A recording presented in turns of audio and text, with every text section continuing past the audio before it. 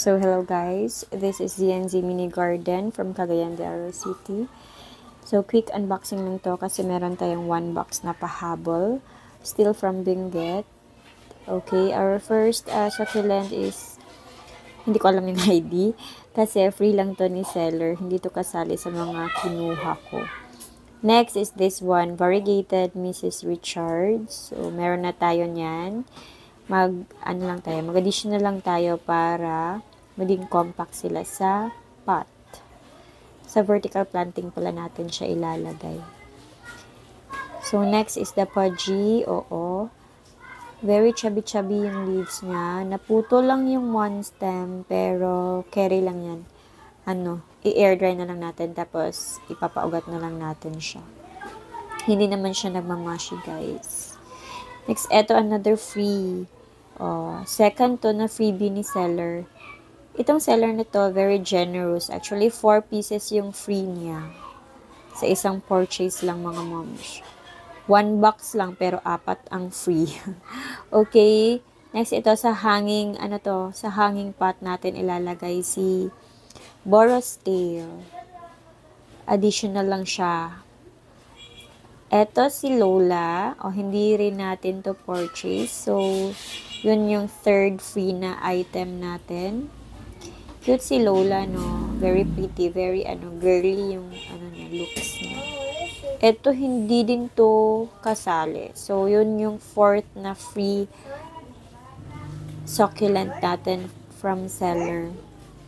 Next, eto, free din to. Hala, 5 pala. 5 pala yung free niya. Free yun, si Marpin yun, si Pretty in Pink. Pero di yun kasali sa na-purchase natin.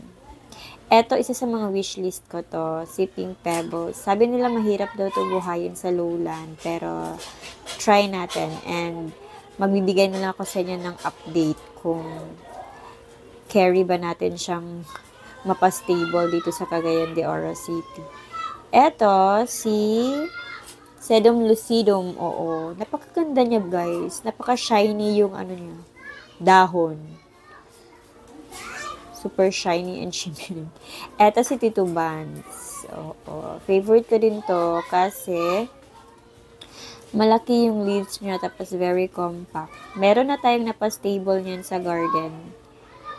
Papasilip ko na lang sa inyo sa separate na video. Eto, chroma. One stem na chroma. Maganda si chroma, especially if ma-stress kasi parang nagre-rainbow yung dahon niya. Nagre-rainbow color.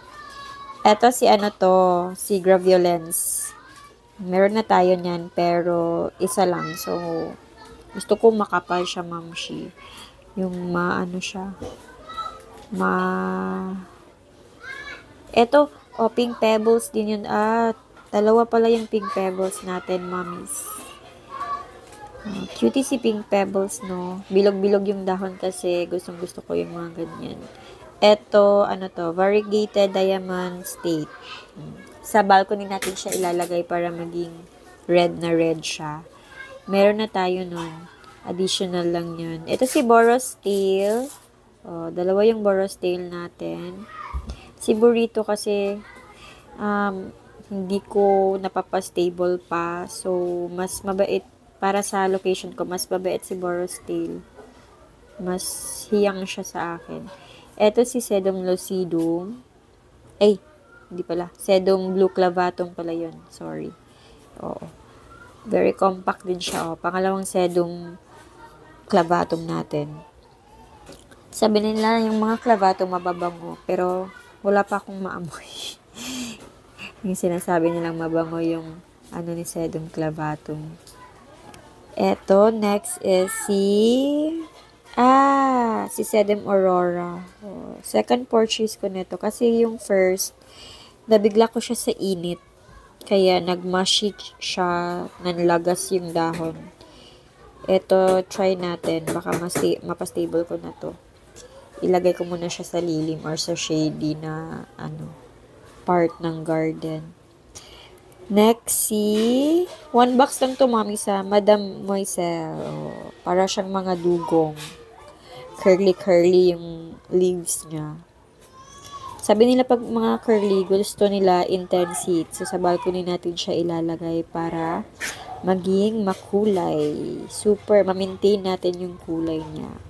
Last one is si mother or very big titubans. So, very clumping titubans. Naputol yung ibang stem niya, guys. Pero okay lang yan.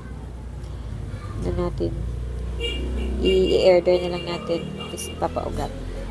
Okay, so yun lang guys. Thank you for watching from ZNZ Mini Garden, Cagayan de Oro City.